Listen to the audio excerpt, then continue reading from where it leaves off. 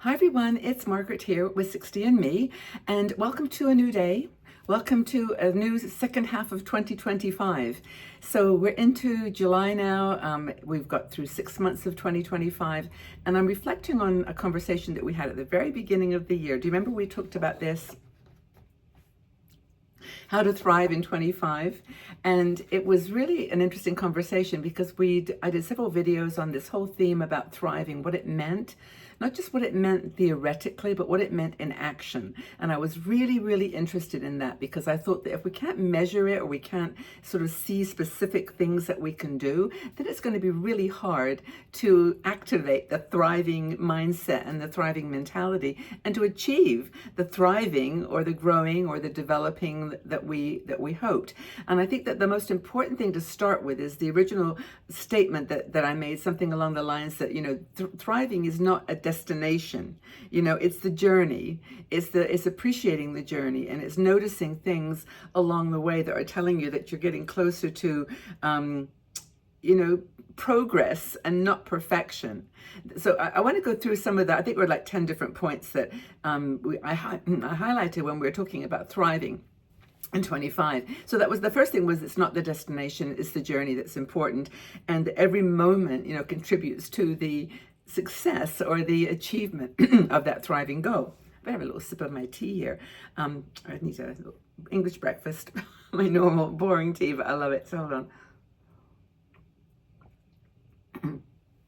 My throat. I think I talk too much. Doesn't surprise me. But anyway, so you've got to savor the process and not keep looking for the destination. Like, I'm there, I've arrived. It's going to be like, we'll be doing this chat probably in December and talking about the same kind of development, but it's the journey that's important, and knowing that every step along the way is important, and that it's to be celebrated. Again, it's not about perfection. It's about making progress, and not like fixating on unreasonable goals. Things like, well, I'm going to lose 50 pounds this year. No, you're not. Maybe 49. But no, the point I'm making is that we don't, in thriving, you're not trying to achieve some magical end goal. You're just trying to achieve the steps to get to that end goal. It may be another year before we actually get there. And I think the idea that we highlighted at the beginning of the year was celebrate the achievements. So here we are in July. What have you done that you started off the beginning of the year thinking, now this would be a cool manifestation of thriving? If I'm doing this in July, I'm going to be thriving. So let's go through some of those things and make sure that we're keeping focused on, not on the actual idea of thriving, but the actual action steps that we take to get there. Creating, not consuming, was one of the things. So, creating projects, hobbies, friends, steps, whatever you're doing, and not like kind of measuring them and saying how much have I achieved, but just doing them. So not consuming lots of things, but trying to narrow down to the ones that really matter for you. And I think that kind of process of not trying to achieve too much and put a number around it is important. Another thing that we said we could measure our thriving would be that we're not isolating, that we're getting out into the world, that we're talking to people, even if it's just one person a week or whatever, but we're not giving up on those micro connections that we know are really valuable to our bodies as we age. So that was another action for thriving, was to go out into the world and be social. Have you done that? Have you gone out and made some new friends? Joined a club? You come join our Patreon group. That we can count that, because we have our Patreon pages group there where we can now chat with each other. But have you done something that's made you feel like you're contributing and connecting to other people, or have you been isolating? Now, by the way, if you're not there in July, then don't worry, because it's all part of the journey, as I said. Maybe this is the half of the year that you're going to now have the strength and the focus and courage to actually get out there and meet new friends. Another thing with thriving is to not sort of be so focused on productivity, but on having a purpose. That if your goal is to, for example, align, have your actions that are purposeful with a charity or with a group that you really believe in, and you felt that in your mind, and it's not like, how many times can I do this thing to show my interest or to show that I love doing it?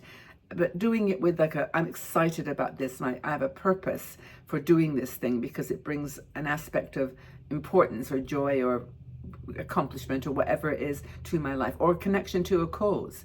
And that's, obviously for a lot of people, a very big deal.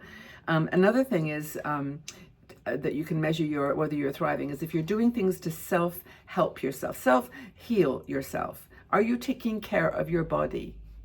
Are you eating good food? I'm not going to be preaching about eat this, that, don't eat that, but are you, for you, eating the right foods and doing the right things to self-care, not self-sacrifice? Like, have you stopped giving up doing things that you really wished you had said no to, Just like, no, I don't want to do that. Done. And then done something that helps you feel like you're serving yourself, that you're helping yourself to feel better or be better. I think that's a really, really important one. Another one is this is another thing. If you're doing this, maybe you're moving towards your thriving destination, and well, that's not even that. The journey, the thriving journey, and that is to focus on listening, not knowing.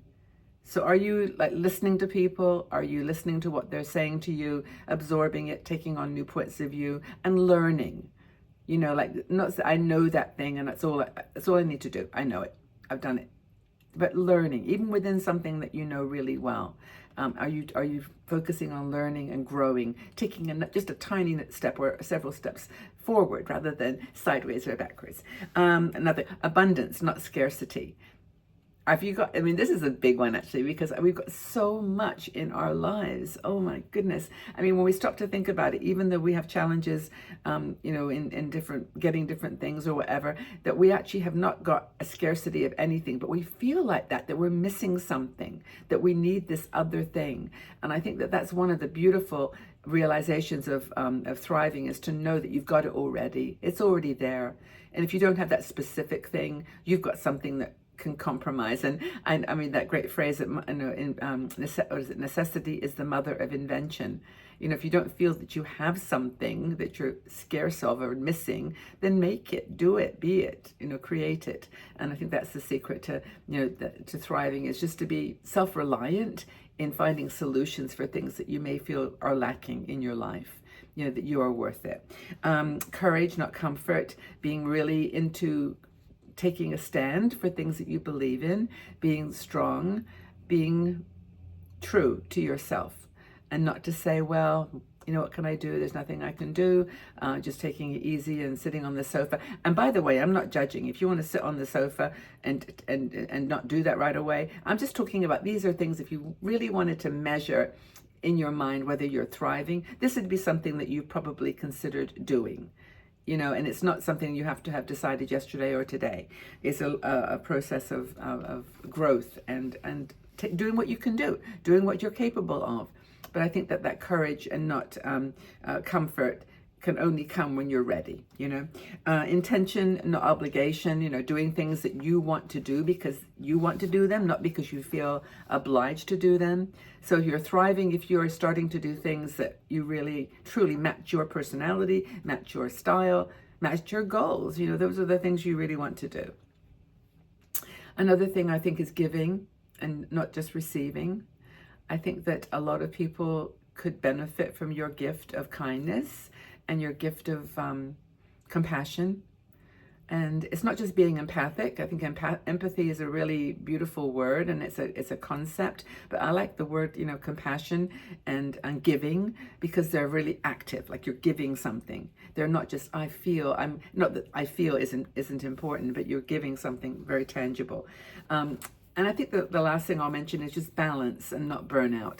I think one of the things when we did this, Thrive in 25 was, oh my gosh, I'm going to thrive in 25. I'm going to, it was like the big thing, but it's not like that at all. Burnout comes from that kind of an attitude. This is like a slow and steady, or sometimes sudden and steady development in your personality. And I would love to know how you're doing on this thriving thing. Do you feel that when we started this in January that, you felt that's a great theme, I'm going to go with that. Here's a couple of things I'm going to try to shift or add to my life. Do you feel you've done some of that? Do you feel you're thriving? Do you feel that's something you could say to your family, like, I'm feeling good, don't worry about me, guys, I'm doing okay, I'm thriving? Can you say that?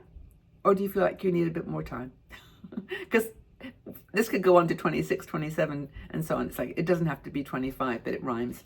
But you know what I'm saying. Let me know how you feel, how you're thinking about thriving in this crazy world that isn't very conducive to having a spare minute to relax. But what do you think? How's your thriving exercise? How's your action-orientated thriving going? Leave your comments in the section below. I'd love to read them. And know that we're here for you. I'm here for you. Please reach out if you ever want to leave a comment below, and I can always direct message you. I do my best. I get a lot of email, but I do my best to respond, and I do appreciate you very much. And I love the comments too, because that's here for all of you. The others can read your comments and can get a value from them. Okay, so yeah, let's go ahead and keep thriving in 25. Why not? And I'll see you all again soon. We'll talk again. Have a really wonderful day, everyone. Bye-bye for now.